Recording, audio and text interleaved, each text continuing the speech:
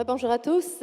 Alors, je n'attendrai pas la fin de la journée pour vous dire que votre écoute est exceptionnelle, que c'est extrêmement agréable de jouer les Kent Nagano du Forum et d'être un peu chef d'orchestre ici aujourd'hui parce que, comme le disait mon mentor, je vais l'appeler comme ça pour le gêner, M. Guy Laforêt, moi aussi j'ai appris une foule de choses. C'est extrêmement passionnant, mais franchement, je suis certaine que plusieurs auraient eu envie d'échanger davantage, de prendre la parole davantage, auraient eu envie de dire quelque chose qui les a échappé au moment où ils avaient la parole ou n'ont pas encore eu le temps de le faire. Il nous reste encore 2 périodes de questions. N'hésitez pas. Mais cette expérience est déjà fort enrichissante. Et c'est sur ces paroles enthousiastes que j'aimerais accueillir nos prochains participants. Et ils seront 2. Celui qui d'abord est en poste à l'Association des marchands, dépanneurs et épiciers du Québec depuis plus de 30 ans. Elle s'appelle M. Yves Servet, qui monte, je le sens tout près. Il est accompagné de Raymond Guillet, agent de francisation. M. Servet, depuis plus de 30 ans, assume la direction générale de la... Excusez-moi, j'ai fait une petite erreur. Oui, ce n'est pas depuis 30 ans, mais bien depuis 2009 que vous assurez la direction générale de l'association, qui regroupe présentement 950 propriétaires de dépanneurs indépendants qui sont présents dans toutes les régions du Québec. Devant la difficulté de plusieurs propriétaires d'origine chinoise à s'exprimer et à opérer leur commerce en français, l'association a pris l'initiative en 2012 de s'impliquer en francisation. En collaboration avec le Midi et le Cégep Marie-Victorin, l'association offre donc des cours de français dans le cadre d'un programme de francisation pour des propriétaires de petites entreprises de toutes sortes, et ce, afin de faciliter leur intégration à la société québécoise. Messieurs, c'est un plaisir de vous entendre. À vous. Merci beaucoup, Mme Diaz. Premièrement, bonjour à tous. Et même si M. Hurtel n'est pas présent en ce moment, j'aimerais le remercier et remercier aussi le Midi de nous avoir invités pour vous présenter et partager avec vous notre implication en francisation, mais aussi en intégration, surtout auprès de nos membres asiatiques d'origine chinoise qui sont propriétaires de dépanneurs. C'est sûr que l'association, on existe depuis 1983, mais jamais on n'aurait pensé qu'un jour on aurait eu à s'impliquer dans la francisation. Puis c'est arrivé vraiment aux alentours de 2010, lorsqu'on s'est mis à développer la région de Montréal pour faire du recrutement de membres. Et vraiment, lorsqu'on est arrivé ici à Montréal, le commerce de proximité, de coin de rue, beaucoup de dépanneurs étaient détenus par des immigrants d'origine chinoise et peu de ceux-ci parlaient français à ce moment-là. Et nos présentations se faisaient presque exclusivement en anglais. Donc ça, c'est la première problématique qu'on a identifiée. Puis on s'est posé des questions aussi à ce moment-là. Qu'est-ce qu'on peut faire pour essayer de franciser ces petits détaillants-là?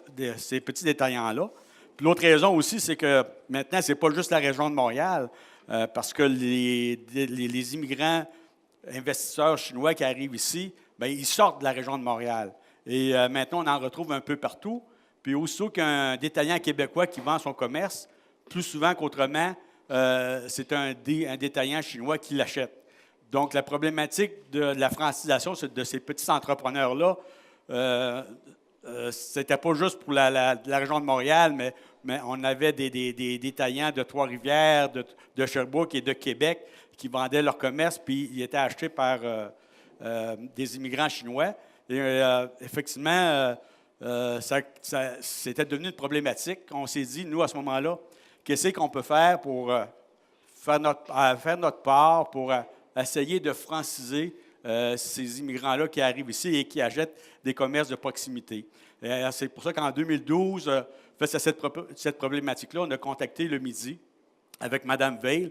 Et ça n'a pas été long. Là, au bout d'une semaine, on a réussi à avoir un rendez-vous avec elle. Elle a compris notre situation. Et depuis ce temps-là, nous sommes impliqués dans la francisation et dans l'intégration de ces immigrants-là. Et ça va très bien. Puis nous, c'est pas juste, lorsqu'on approche nos détaillants chinois, c'est pas juste un engagement ou une feuille à compléter pour s'inscrire à un cours de français. Non, nous, on les parraine, on les accompagne pour s'assurer que les cours de français vont être suivis, pas juste pour un cours ou une session, mais à long terme, sur 3, 4, 5, 6 sessions, pour s'assurer qu'une fois qu'ils vont sortir du processus, bien, ils vont être rendus fonctionnels pour opérer leur commerce en français. C'est ça qui est important.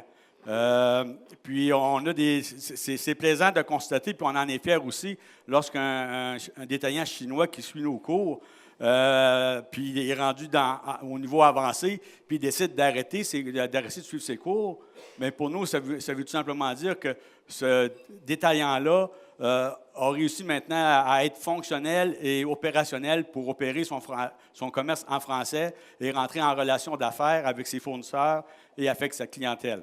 Donc, on a de belles réussites, puis on les accompagne à toutes les sessions, là, on les suit de près. J'aimerais ça aussi inviter M. Guillet, qui est notre agent coordinateur aux activités de francisation et de coordination, à vous dire un mot également sur notre implication. Alors, bonjour à vous tous. Moi, je suis agent de francisation à Montréal et à travers du Québec.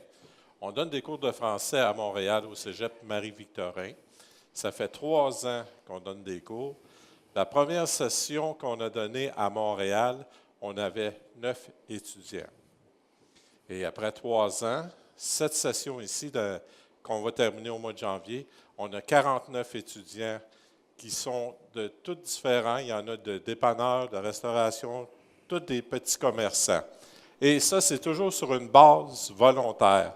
Alors, avec ce qu'on a fait, nous, avec les petits commerçants à Montréal, c'est qu'on leur a demandé c'est quoi votre disponibilité, quand vous êtes disponible pour prendre des cours de français. Et le choix a été fait le samedi. Et grâce au cégep Marie-Victorin, on a réussi quand même à former des cours. Il y a 2 cours qui se donnent le matin et 2 cours qui se donnent l'après-midi. Quand on parle de francisation, on a des gens dans nos dépanneurs qui achètent un dépanneur, qui arrivent à Montréal, qui ont de la difficulté à dire bonjour. Et après 3, 4 sessions, ils sont capables de communiquer avec leur clientèle, parler à l'intérieur du dépanneur, ce que les gens ont besoin, service à clientèle et tout et tout.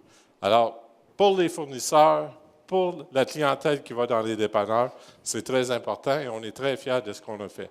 On a des membres qui, c'est leur 5e session qu'ils prennent, qui sont rendus à un point avancé dans la francisation. Je m'excuse, moi j'ai besoin des notes un peu, là.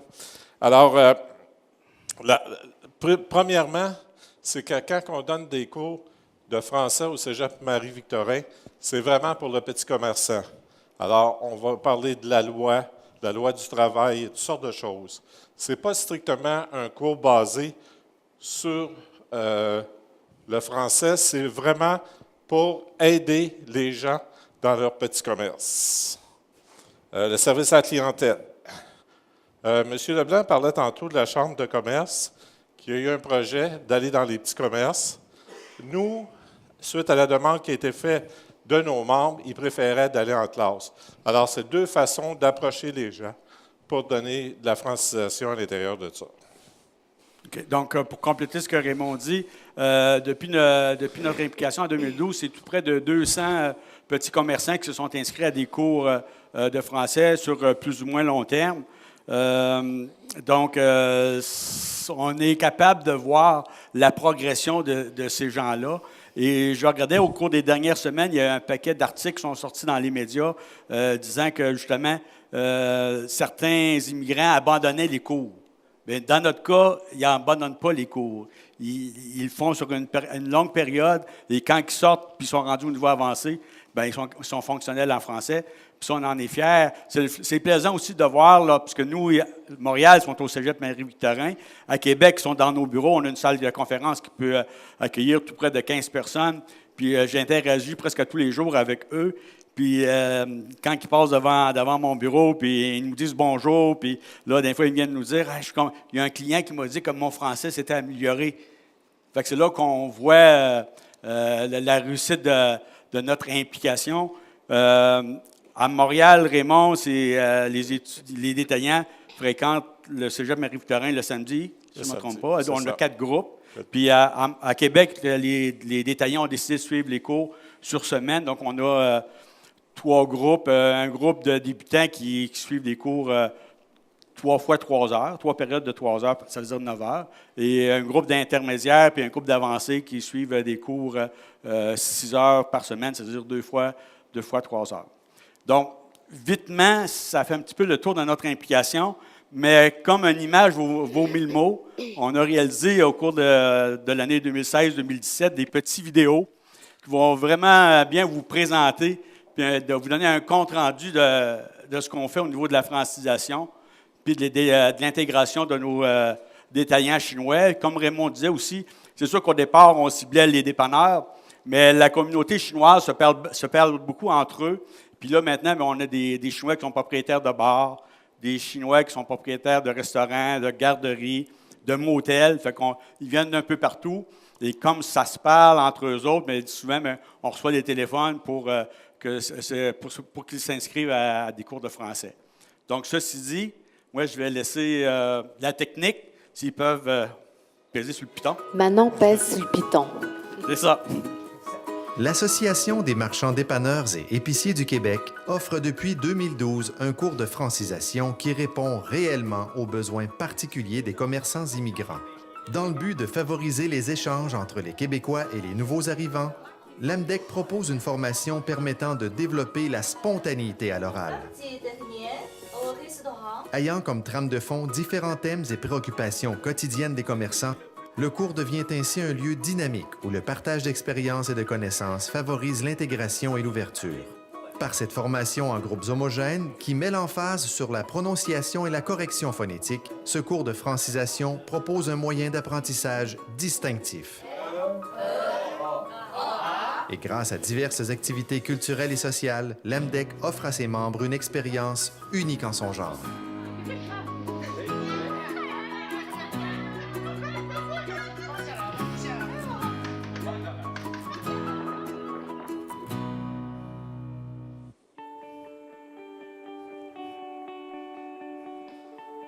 Avec plus du tiers de ses membres issus de la communauté asiatique, l'Association des marchands dépanneurs épiciers du Québec, l'AMDEC, a pris les choses en main en 2012 afin de mettre sur pied des cours de francisation.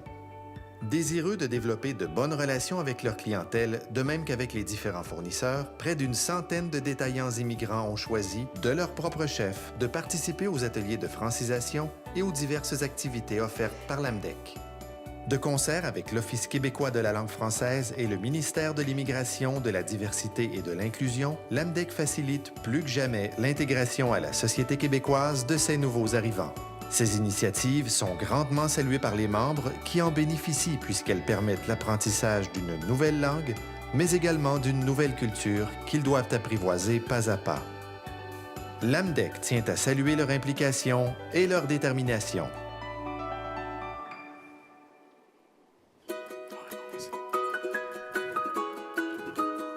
Mon nom est Wei-Feng, mon nom de famille est Shi, je suis comptable. Je suis arrivée ici en 2008, il y a presque 9 ans. Je suis arrivée à Montréal en 2009. Jane Wu, je suis propriétaire de dépanneur. Je m'appelle Peng Wei, je travaille dans un café-bistrot. J'ai installé au Québec depuis plus que 10 ans. Je m'appelle Ali Wang et je travaille dans un petit dépanneur. J'ai devenu résidente permanente depuis 2005. Quand je suis arrivée ici, je ne connais rien de français. Je trouvais la vie pas facile. C'était difficile de parler avec les gens qui parlent seulement français. Ma langue maternelle, ni français, ni l'anglais. C'est une province, presque tout le monde parle français. C'est pourquoi tu dois apprendre le français, utiliser le français ici. Je suivais le cours de français et camarades dans la classe qui m'ont donné beaucoup d'encouragement. J'ai utilisé tous les outils d'apprendre le français. Il y a beaucoup de grammaire et conjugation. J'ai pris connaissance comment la vie peut être si on ne peut pas lire ou écrire. Après, je prends le cours ici, j'ai plus beaucoup de français chez nous. quand je parle français mieux, je peux comparer mes clients mieux et aussi les représentants. Petit à petit, on est devenus des amis. J'aime la culture de Québec parce qu'ici, on peut parler français, l'anglais et on peut voir la culture différente. Ça va changer complètement la qualité de la vie ici. Je suis fière de moi-même maintenant.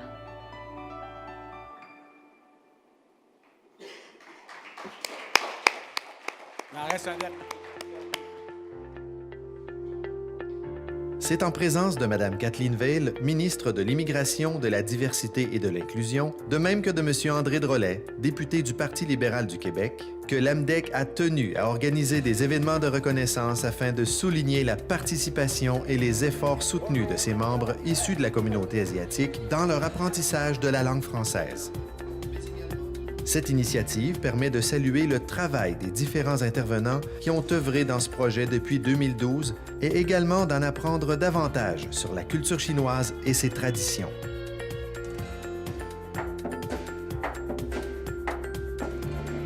Étant convaincu que ces ateliers de francisation sont un premier pas vers l'intégration à la société québécoise et vers l'autonomie de ses commerçants immigrants, l'AMDEC met tout en œuvre pour souligner leur persévérance et leur détermination et les encourage à poursuivre leur apprentissage. Petit à petit, l'oiseau fait son nid. Merci. Merci beaucoup.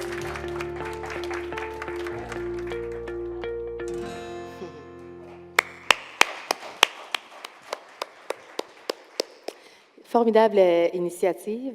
Vous l'avez si bien dit, une image vaut 1000 mots. Oui.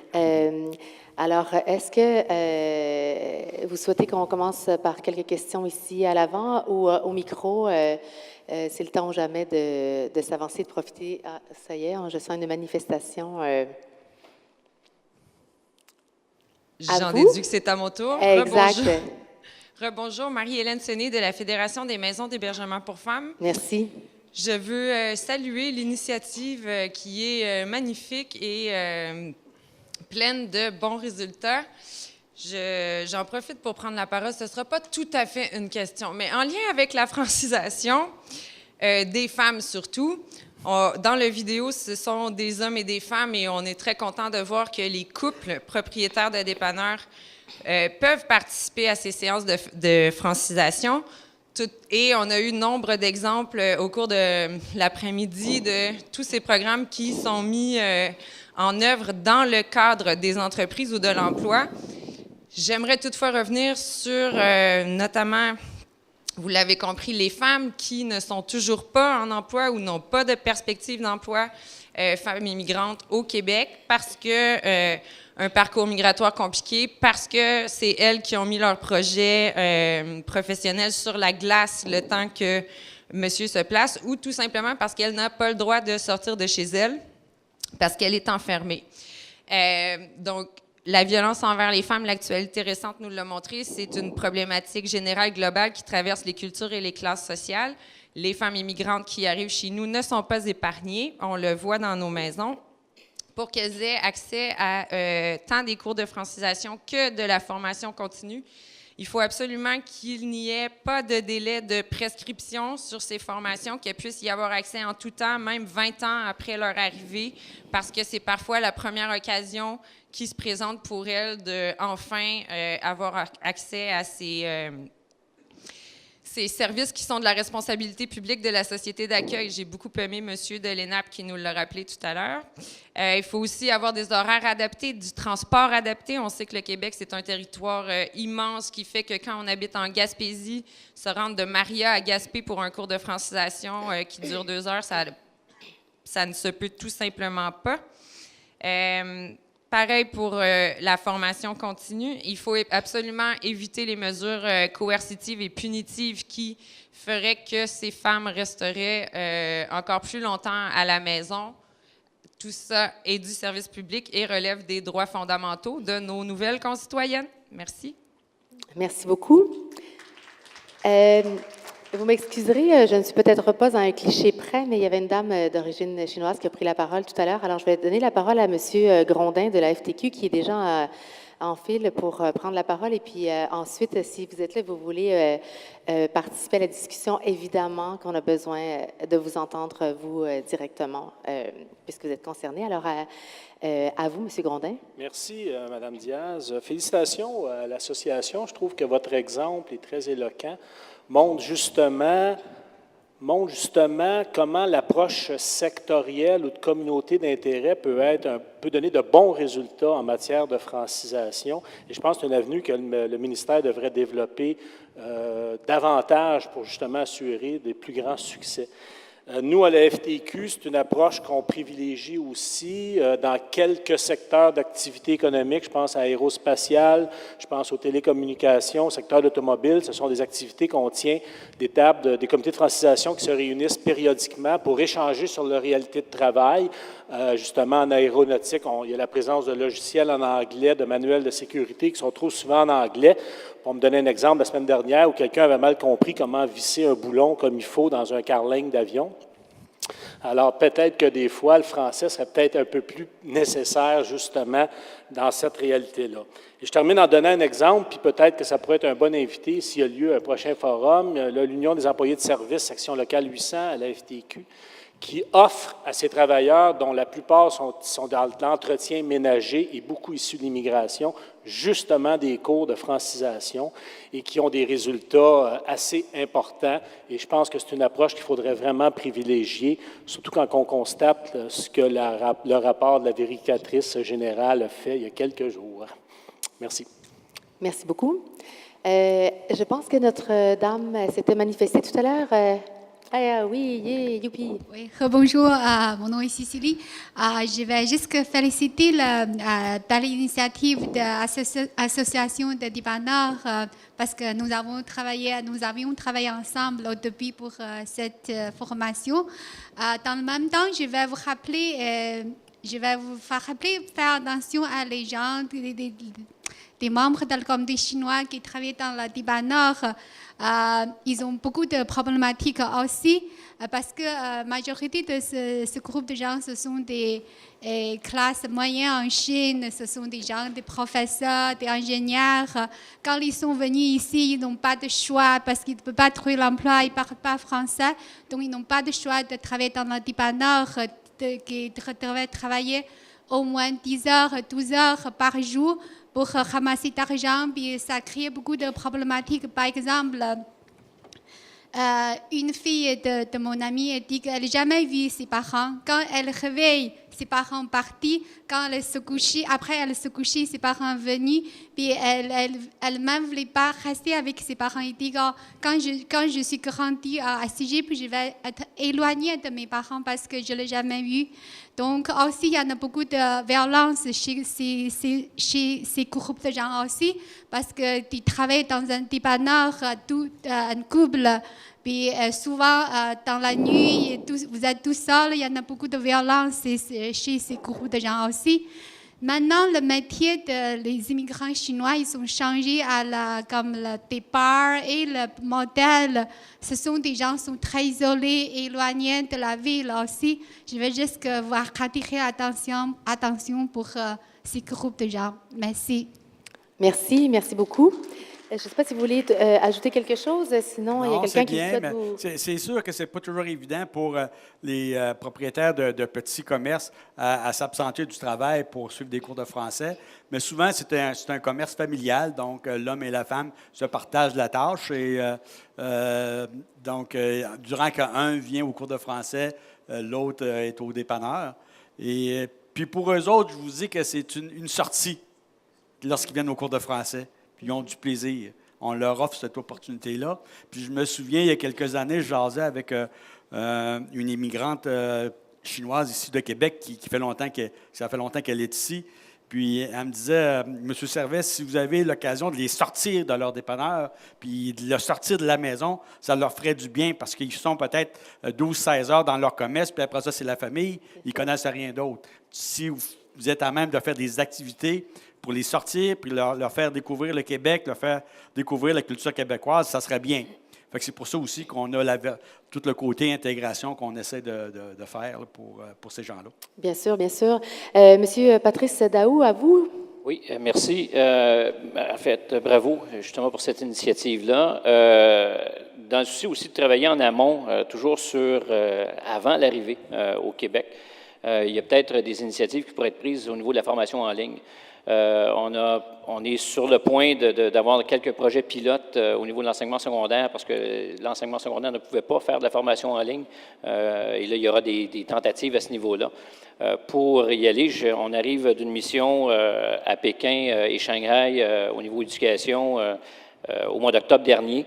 Et beaucoup d'établissements nous approchaient pour nous dire, bien, on attend que d'avoir justement l'expertise québécoise pour le français sur place, parce que présentement, il n'y en a pas. Et il y a cette volonté-là d'y aller et d'aller de l'avant avec certaines initiatives. Alors, au niveau de la formation en ligne, il y a peut-être une avenue intéressante à aller développer avant qu'ils arrivent même au Québec. Oui, je suis d'accord avec vous, mais il y a la formation en classe aussi peut se faire en amont, directement en Chine. Oui, absolument. C'est drôle, parce que la semaine passée, on rencontrait le ministre Hertel et le professeur que l'on a actuellement, qui est fourni par le ministère de l'Immigration. Bien entendu, c'est un Québécois, mais il est marié avec une Chinoise. Et il parle mandarin, français, anglais, il n'y a pas de problème. Puis il est souvent en Chine aussi également. Puis il y a des projets également pour mettre en place certaines écoles là, pour franciser les Chinois qui veulent immigrer ici avant d'arriver. Donc, on pourrait toujours en reparler, là, mais c'est un projet intéressant. Merci beaucoup, messieurs. Monsieur Stéphane Réchal, une autre intervention de votre part? Oui, alors félicitations, effectivement, c'est un très beau projet qui rejoint un petit peu ce que nous avait présenté M. Leblanc aussi de la Chambre de commerce. En fait, ce qu'on constate, qu'il y a une multitude de projets au Québec dont on n'est pas toujours au courant et des approches différentes, des approches pédagogiques différentes. Il y a plusieurs ministères qui offrent différentes sortes de cours de français, etc. Ça pourrait être, même pour nous, notre réseau d'organismes, des fois, n'est pas au courant vraiment vers où référer parce qu'il y a une complexité là, en termes de porte d'entrée là, vers la francisation au Québec qui est particulière, je pense. Ce serait intéressant d'essayer de documenter tout ça et d'avoir... je sais qu'il y a des travaux qui se font actuellement entre le ministère de l'Éducation et le ministère de l'Immigration là, pour un genre de guichet unique. Oui. Mais donc on encourage beaucoup ça, là, pas obligatoirement le guichet unique, mais de bien savoir vers où diriger les personnes et de savoir qu'est-ce qui se passe en francisation au Québec. Merci. Nous, en tout cas, on ne demande pas mieux aussi de collaborer avec d'autres organisations qui sont impliquées dans la francisation. C'est sûr que notre secteur, notre clientèle, c'est les immigrants chinois, mais il y en a un peu partout aussi. Fait que si on peut se parler entre organisations puis essayer de recruter plus d'immigrants pour leur permettre d'apprendre le français, ça serait bien aussi, puis on aurait encore de meilleurs résultats. Merci beaucoup. D'autres questions? Il y a quelques personnes tout à l'heure pendant la pause qui m'avaient manifesté le besoin de reprendre quelques petits points qui avaient été laissés en suspens ou qui n'avaient pas pu adresser. Je pense entre autres à vous, Madame Drolet, je vous avais promis que je tiendrais parole et on va faire une toute petite parenthèse concernant la régionalisation qui, de toute façon, peut toujours s'accrocher à un thème ou l'autre. Mais la vérité, c'est que le voyant a fait disparaître son nom et que nous sommes dans un forum équitable et que votre droit de parole pourrait revenir et s'accrocher à ce moment à la discussion. Merci, Mme Diaz. Oui, bien en fait, effectivement, moi, je suis de la Fédération québécoise des municipalités. Alors, l'enjeu de la régionalisation nous touche énormément. Nos élus sont très impliqués. D'ailleurs, mon président Raymond est ici, mais disons que l'actualité l'amène dans beaucoup d'endroits en ce moment. Et donc, c'est pas par manque d'intérêt. J'aurais aimé, je voulais souligner, féliciter l'expérience de la Vallée de l'Or et d'Excel d'Or également, là, parce que ce qui était montré, illustré, puis c'est ça sur quoi je voulais revenir, c'est toute l'importance que jouent les municipalités, les MRC, les CLD dans les régions en matière d'intégration réussie de travailleurs étrangers, d'immigrants ou immigrantes aussi. C'est sûr qu'on a toujours beaucoup nommé immigrants, travailleurs, mais effectivement, il y a des immigrantes aussi qui viennent en région.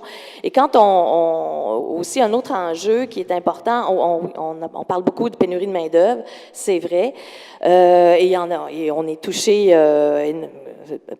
comme on l'a bien illustré ce matin dans les régions, mais quand on vit en région, c'est aussi un choix de vie, un milieu de vie. Et c'est pour ça que je pense que j'aimais ça aussi quand on a nommé que l'immigrant n'est pas juste une personne qui cherche un emploi, mais qui cherche aussi un cadre de vie, un milieu de vie, et la famille aussi est importante. Alors, quand on choisit un milieu, mais que la famille s'y sent pas bien, voilà une raison où c'est une intégration non réussie. Et ça, on a eu beaucoup d'exemples qui l'ont montré. Alors, c'est pour ça que je reviens sur l'importance du rôle des élus dans les communautés qui s'investissent énormément. Et ça a été montré tout à l'heure dans des politiques d'accueil, politiques familiales, qui a toujours des volets d'intégration.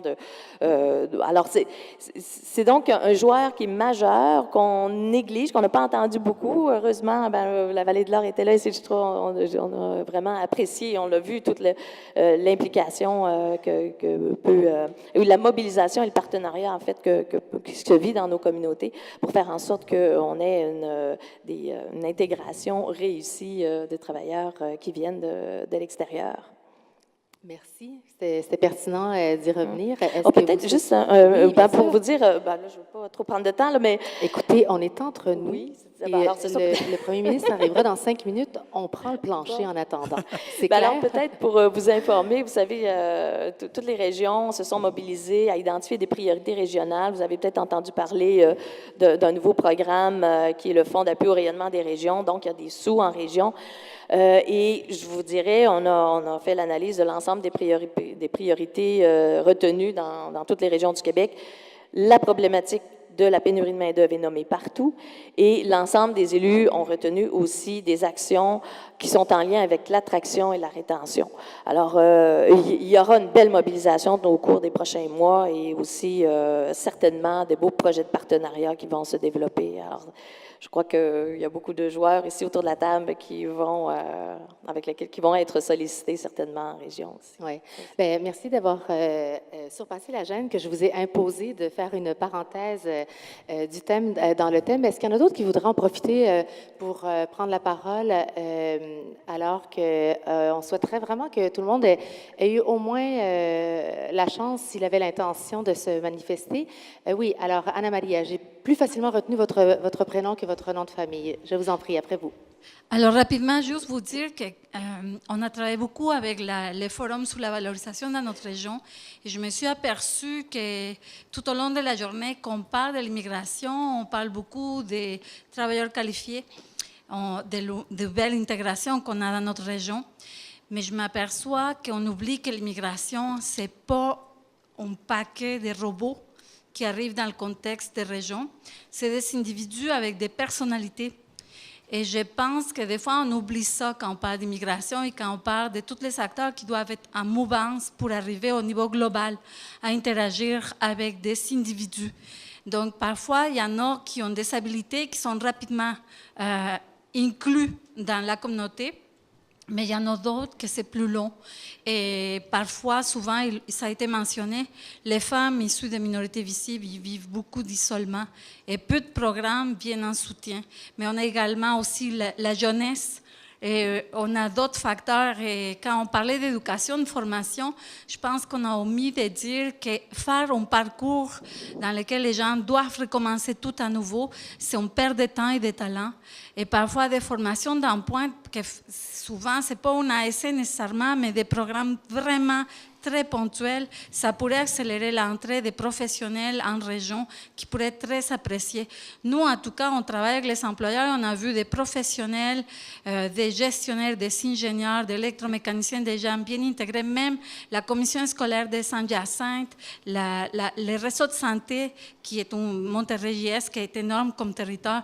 On voit beaucoup, à tous les niveaux, une belle intégration, mais on a également aussi des personnes issues de l'immigration qui sont très très hypothéqué et on en parle moins et on en voit moins des actions qui touchent ces personnes-là. Donc, je voulais juste vous dire que c'est vraiment des individus. On ne peut pas parler d'immigration juste comme si c'est une personnalité. C'est vraiment des personnalités, des cultures. Et c'est comme avec des Québécois, on ne peut pas toujours se prendre de la même manière. Donc, à tenir compte quand on va faire des rapports d'action. Excellent. Merci. Merci beaucoup. Alors, on me signale que le premier ministre est de retour à l'instant. J'en profite pour vous remercier chaleureusement, ainsi que votre compagnon, et vous féliciter. Je vous demande de l'applaudir, s'il vous plaît. Merci. Et nous allons accueillir dans la seconde donc le ministre David Hurtel qui revient accompagné du premier ministre du Québec qui va clôturer ce forum en nous accompagnant pour entendre la dernière intervention. Rebonjour.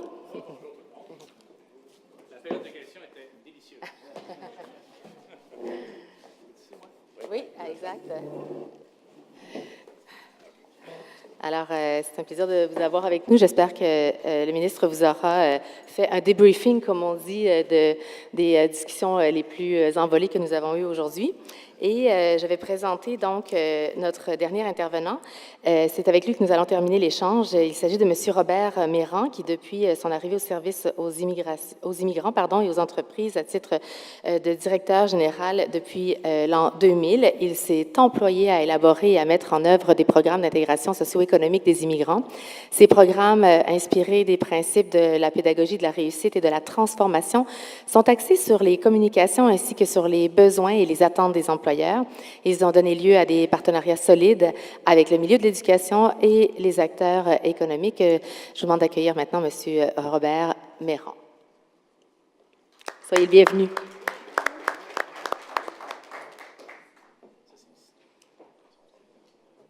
Bonjour tout le monde. Bonjour. Monsieur le Premier ministre, bonjour M. Hurtel. Je me faisais une réflexion tout à l'heure, il y a à peu près une dizaine de minutes. Je me disais que s'il n'y avait pas de pénurie de main-d'œuvre au Québec, on ne serait pas là. Hein? Donc, des fois, il y a des désavantages qui deviennent des avantages. Alors, évidemment, j'ai entendu plein de choses aujourd'hui. J'ai été impressionné par certains témoignages, par certaines pratiques. Je vois qu'il y a une très, très grande évolution par rapport à ce que j'observais il y a une quinzaine d'années quand je suis arrivé au service Intégration Travail Outaouais. Première chose que je vais vous dire, c'est que le service Intégration Travail Outaouais a été fondé par des personnes immigrantes. Souvent, on dit en Outaouais, c'est pas comme ailleurs, c'est facile. Et en 1995, ce sont des personnes immigrantes qui ont mis sur pied Service Intégration Travail Outaouais parce qu'elles n'arrivaient pas à se trouver des emplois en Outaouais. Okay? Et la mission de cet organisme a été, dès le départ, l'insertion en emploi. Et pas autre chose. Il y a d'autres organismes qui s'occupent de l'établissement, de l'accueil, et ainsi de suite. Le CITO a mis l'accent, ou met l'accent sur l'insertion en emploi des personnes immigrantes. Et depuis, on a ajouté l'intégration économique qui passe par l'entrepreneuriat. En 2002, on peinait à placer 20 personnes en stage. Placement en emploi est extrêmement difficile. Okay? Aujourd'hui, on place plus de 280 personnes en emploi par année et on aide au démarrage de 25 entreprises depuis 2012. Okay? Donc, on a des résultats qui sont reconnus. Qu'est-ce qui s'est... là, je vais prendre le bidule parce qu'il paraît qu'il faut passer ça. Okay.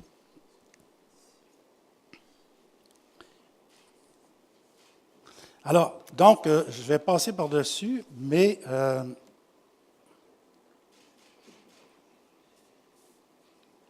où est-ce qu'il est? Où est-ce qu'on vise? Moi, quand je suis arrivé à Gatineau, j'arrivais de Toronto, puis là, j'arrivais au Québec, puis je rencontrais plein de personnes, et tout le monde me parlait de l'immigration. Et je leur demandais à quoi ça sert l'immigration, et là, j'avais autant de réponses qu'il y avait d'interlocuteurs. Pour certains, c'était pour sauver la langue, la culture, c'était pour le repeuplement, pour l'occupation du territoire, c'était des voleurs de job aussi, on l'entendait tout le temps. Et finalement, nous, on a fait un choix, et le choix qu'on a fait, en parlant avec des personnes immigrantes, c'est qu'on a convenu que l'intégration, ça passe par l'emploi. En fait, on a aussi convenu qu'on n'intègre pas les personnes immigrantes, elles s'intègrent elles-mêmes à partir du moment où elles sont en emploi. Donc, on va développer ce qu'on a appelé une pédagogie de l'intégration socio-économique. Okay? Et le premier choix stratégique qu'on va faire, et je dois vous dire que la première fois que j'ai annoncé ça en public, j'ai regretté parce que je me suis fait ostraciser publiquement devant 80 personnes. Parce que moi, je me suis beaucoup intéressé à la gestion totale de la qualité. Et le premier principe de la gestion totale de la qualité dit définis d'abord ton client. C'est qui ton client? Okay? Et là, on s'est rendu compte que notre client, c'était l'employeur, ce n'était pas les personnes immigrantes. Parce que c'est eux qui embauchent, c'est eux qui payent. Donc, c'est vraiment nos clients. Et ça va nous amener à 5 actions extrêmement concrètes. La première, c'est de préparer le chercheur d'emploi en fonction des besoins et des attentes des employeurs. Puisqu'il est le client, il faut répondre à ses besoins. Un peu comme tout à l'heure dans la présentation sur les dépanneurs, c'est exactement ce qu'on fait. Okay? Donc, deuxième action, on a décidé d'avoir une interaction constante avec les employeurs. On fait partie des réseaux d'affaires, on fait partie de la Chambre de commerce, on fait partie de plusieurs réseaux d'affaires et on rencontre à peu près 75 personnes, employeurs par semaine, je veux dire. On est donc très, très présent auprès des réseaux d'affaires, des employeurs. Et les employeurs se définissent aujourd'hui comme des collaborateurs, des partenaires, puis des ambassadeurs du CITO et viennent même faire de la formation chez nous. Okay? On a une conseillère à plein temps aux entreprises qui intervient dans le placement en stage et dans les suivis en emploi. Et on s'est même donné un slogan qui dit « Une main-d'œuvre à valeur ajoutée ». Très souvent, je suis allé à des conférences et on parle toujours de la misère des personnes immigrantes. Ce sont des victimes, ils sont vulnérables, font pitié, et le reste, et le reste. Comment voulez-vous aller convaincre un employeur d'embaucher une victime? Ça ne marche pas. Mais si on s'en va chez un employeur et on lui apporte quelqu'un, qu'on lui présente comme une personne qui a des compétences professionnelles et qui va répondre à ses besoins et à ses attentes, évidemment, ça change complètement la donne. Ça fonctionne complètement différemment. Okay? Alors là, mais répondre aux besoins et aux attentes des employeurs, c'est quoi? Là, on s'est rendu compte, et là, on touche l'adéquation formation-emploi, on a parlé de ça aujourd'hui. Un employeur, il a besoin de 2 choses. Il a besoin d'un employeur qui a des compétences professionnelles. Les compétences professionnelles, nous, on ne s'en occupe pas. On travaille avec la formation professionnelle, mais on ne travaille pas nous-mêmes sur le développement des compétences professionnelles. Ce sur quoi on travaille, c'est sur les compétences essentielles. Compétences essentielles, ça a apporté toutes sortes de noms. Il y en a qui appellent ça le savoir-être, qui appellent ça les aptitudes génériques. Il y a eu plein d'expressions au cours des dernières années. Actuellement, le mot le plus en vogue, ou l'expression la plus en vogue, c'est les compétences essentielles. Les compétences essentielles, c'est axé sur la communication. L'être humain, c'est un animal qui communique. Tout est axé sur la communication. Les entreprises ou les conflits dans une entreprise, c'est toujours des conflits qui ont un lien avec la communication. On est toujours dans cette dynamique-là. Okay? Et on va mettre l'accent aussi davantage sur la communication interculturelle. Nous, on s'est débarrassé du concept gestion de la diversité culturelle parce que les personnes immigrantes interprétaient ça comme un rapport de dominant-dominé. Avec notre définition de la communication interculturelle, là, on est sur un pied d'égalité. Parce qu'il n'y a pas seulement les personnes immigrantes qui doivent apprendre à communiquer, les employeurs aussi doivent apprendre à communiquer avec les personnes immigrantes. Donc, c'est comme ça qu'on est arrivé à donner beaucoup de formations dans des résidences pour personnes âgées, auprès des entreprises et ainsi de suite, et toujours axé sur la communication interculturelle. Et on a une définition de la communication interculturelle, ce n'est pas compliqué, c'est la capacité d'une personne d'interagir avec une autre personne, peu importe sa langue, peu importe sa culture, peu importe sa religion, peu importe son origine ethnique, peu importe son sexe, peu importe son orientation sexuelle, peu importe son niveau d'éducation, peu importe son âge. Okay? Et donc, si une personne est capable d'interagir dans ce contexte-là, que ce soit un Québécois ou une personne immigrante, bien, ça veut dire qu'elle a une très bonne communication interculturelle. Nous, on appelle ça le QI, mais pour le quotient interculturel. Juste avec cette définition-là, vous êtes capable, en quelques secondes, de voir quel est le quotient interculturel de Donald Trump. Okay? Ce n'est pas compliqué. Alors, donc, là, on s'est dit, OK,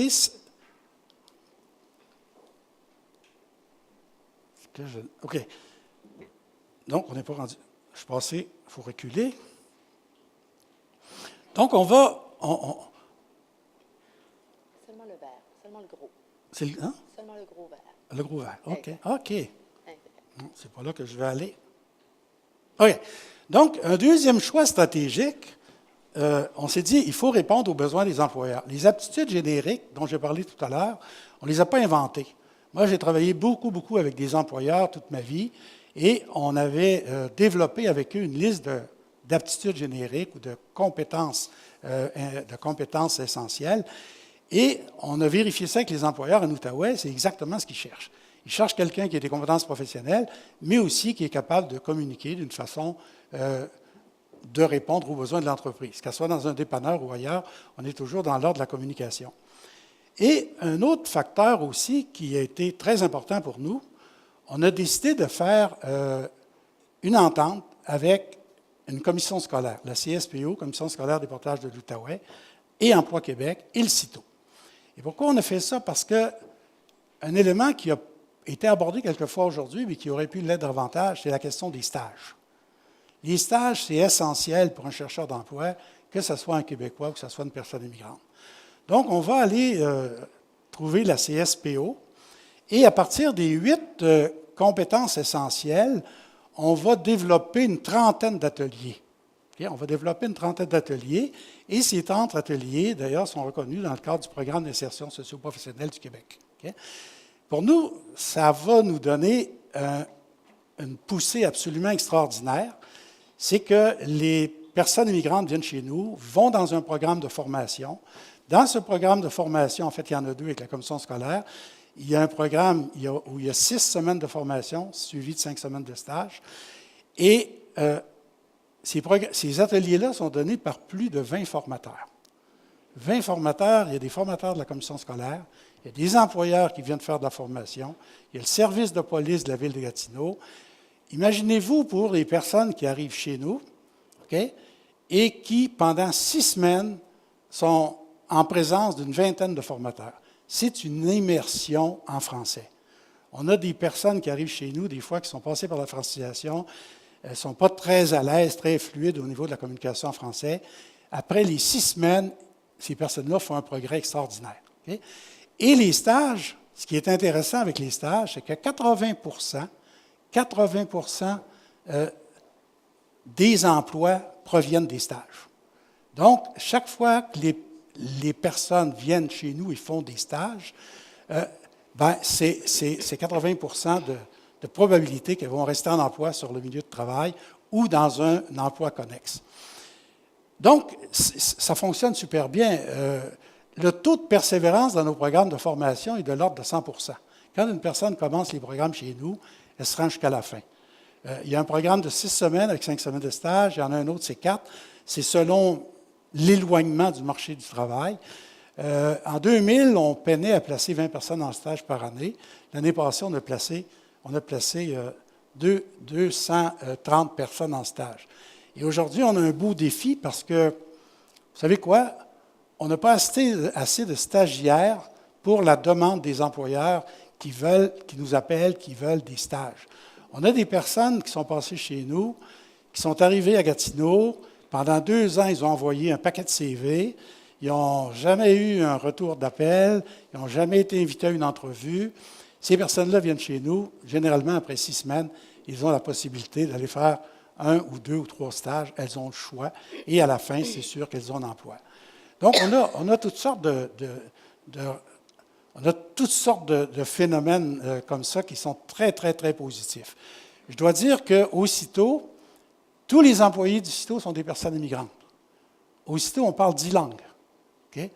On a surtout des femmes. On a une femme voilée. On a des personnes orthodoxes. On a des personnes d'à peu près toutes les confessions religieuses. Et ça ne nous empêche pas de travailler ensemble en équipe. On intervient beaucoup aussi en formation professionnelle. On travaille avec la formation professionnelle. On a même donné des ateliers aux enseignants de la formation professionnelle parce qu'il y avait une problématique particulière. C'est que les personnes immigrantes qui allaient suivre des cours en formation professionnelle décrochaient en cours de route. Le taux de décrochage était super élevé. Et un jour, la commission scolaire nous a demandé travaillé avec les enseignants de la formation professionnelle. On a fait de la formation, on a eu 25 heures d'interaction avec les formateurs.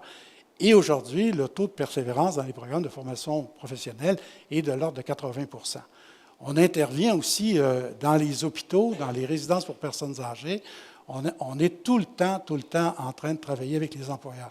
Dans un cas spécifique, dans une résidence pour personnes âgées, on a donné 14 heures de formation, puis là, il y avait les patrons qui étaient là, il y avait des personnes immigrantes, il y avait des Québécois, il y avait des représentants syndicaux, et on a donné 14 heures de formation, et à la fin, on a appris qu'il y avait 6 griefs qui avaient été déposés, et la base des griefs, c'était la relation entre les personnes immigrantes et les employés québécois. Après ces 14 heures de formation, les griefs ont été retirés. Ça, c'est une bonne nouvelle pour un employeur, vous comprenez? Donc, on travaille constamment, on est à l'écoute des employeurs, on travaille constamment avec les employeurs. Encore une fois, on est très proche des employeurs. Chaque fois qu'il arrive quelque chose dans une entreprise, l'employeur nous appelle. Oui, on fait les placements en stage, mais on va beaucoup plus loin que ça. On fait les suivis en entreprise. On veut savoir comment ça se passe une fois que la personne est en emploi. S'il y a une problématique, l'employeur nous appelle. Si c'est la personne immigrante qui vit une problématique, elle appelle son conseiller. Et immédiatement, nous, on va dans l'entreprise. Et on s'assoit avec l'employeur et on s'assoit avec la personne immigrante. Et des fois, vous savez, c'est des tout petits cailloux dans l'engrenage, ce n'est pas grand-chose. Donc, on fait de la médiation, on intervient sur toutes ces questions-là. Donc, on est constamment en relation avec les employeurs, et c'est normal, l'employeur, c'est notre client principal. Donc, on a vraiment une pédagogie de l'intégration. On n'a pas improvisé. Okay? Moi, je viens du milieu de l'éducation, j'ai été en gestion toute ma vie, j'ai travaillé en communication aussi. Donc, tous ces éléments-là, en quelque sorte, je vais les utiliser pour développer les programmes de formation préparatoire à l'emploi qu'on a aussitôt. Évidemment, il y a des personnes qui viennent chez nous qui n'ont pas besoin de faire la formation. Il y a des personnes qu'on peut envoyer en emploi, puis elles sont prêtes pour l'emploi. Il y a des personnes qui n'ont même pas besoin de passer par le CITO, qui sont capables de se trouver un emploi tout seul. Okay? Il y a des personnes qui viennent au CITO, et malgré notre aide, il y en a toujours un tout petit pourcentage qu'on n'arrive pas à travailler, qu'on n'arrive pas à insérer en emploi. Donc, il y a tous les cas d'espèce. Okay?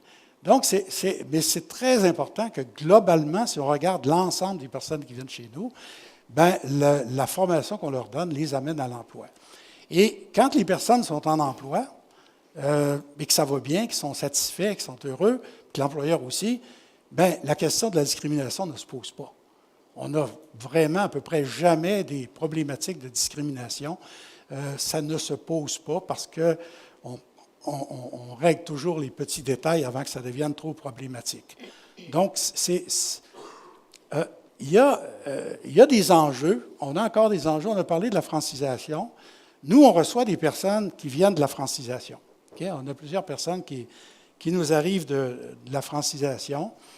Je pourrais vous dire que presque tous mes employés sont passés par la francisation. La semaine dernière, j'ai rencontré à peu près une vingtaine de personnes immigrantes, dont mes employés, pour leur dire, vous êtes passés par la francisation, comment vous avez vécu la francisation? Okay? Et là, il y a eu deux réactions. Il y en a qui ont adoré ça, puis il y en a qui n'ont pas aimé ça. Généralement, ceux qui ont adoré ça, c'est parce que dans les cours, l'accent était mis sur la communication, la capacité de communiquer, de se débrouiller, et ainsi de suite. Ceux qui n'ont pas aimé ça, c'est ceux où la francisation était axée sur la grammaire. Okay? Ceux-là n'ont pas aimé la grammaire. Okay? Ceux qui ont eu une approche un peu comme celle dont on parlait tout à l'heure avec les dépanneurs, ceux qui ont eu cette approche-là, ils ont adoré ça. Okay? Vous savez, ça, c'est une autre problématique. J'ai reçu, il y a 3 semaines, 2 Syriens. Ils ont fait 2 ans de francisation. Ils arrivent chez nous, là, il y en a un, il est incapable de dire un mot en francisation, en français. Et il n'arrive pas à communiquer. Il va faire quand même le programme de 6 semaines, et déjà après 2 semaines, on voit qu'il prend confiance en lui. Okay? Il a une certaine confiance. Okay? Je parlais avec un de mes employés il y a 3 jours, il vient du Maroc. Son fils il est à l'école et il me racontait que son fils lui disait, « Moi, j'ose pas parler à l'école. J'ose pas parler. » Et son père lui dit, « Pourquoi tu n'oses pas parler? » Parce que je parle, puis si je fais des fautes, la maîtresse, là, elle me dispute. OK? Donc, il n'ose pas parler. Autrement dit, il y a une certaine approche dans l'enseignement des langues qui peut nuire à la communication. Je travaillais avec beaucoup d'anglophones en Ontario, et puis ces anglophones, souvent, qui maîtrisaient le français, n'osaient pas parler de peur des fautes.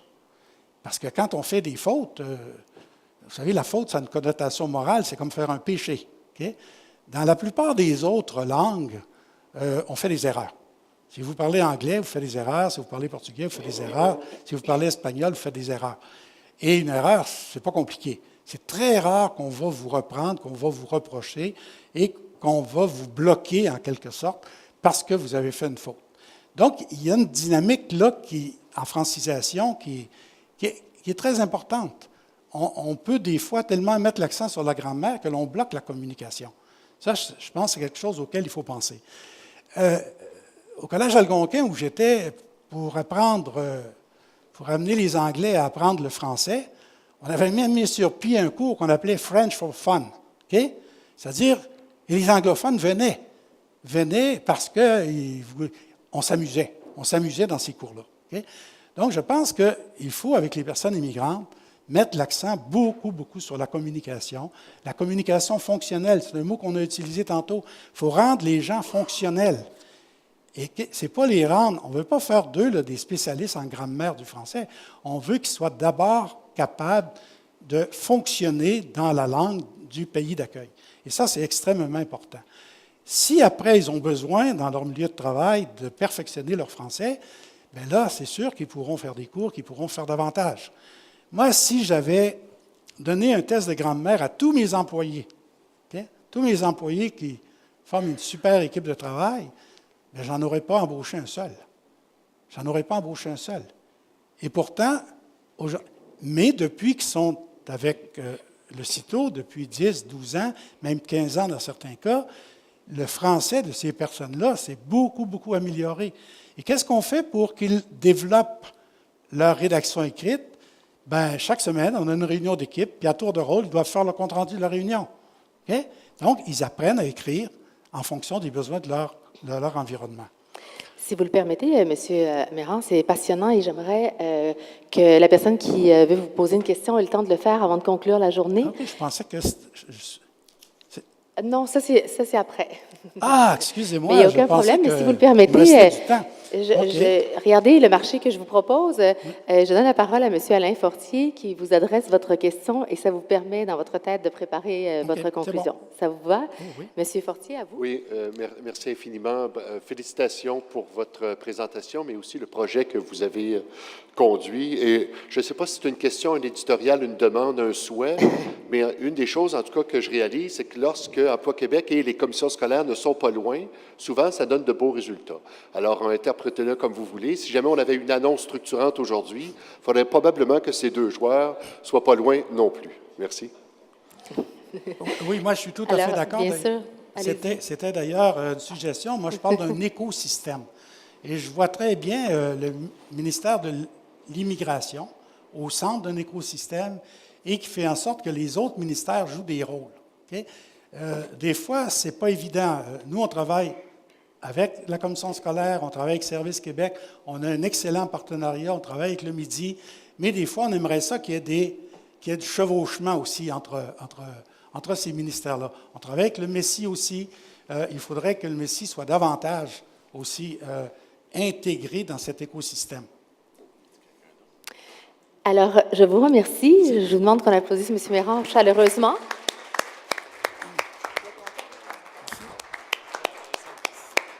C'était clair?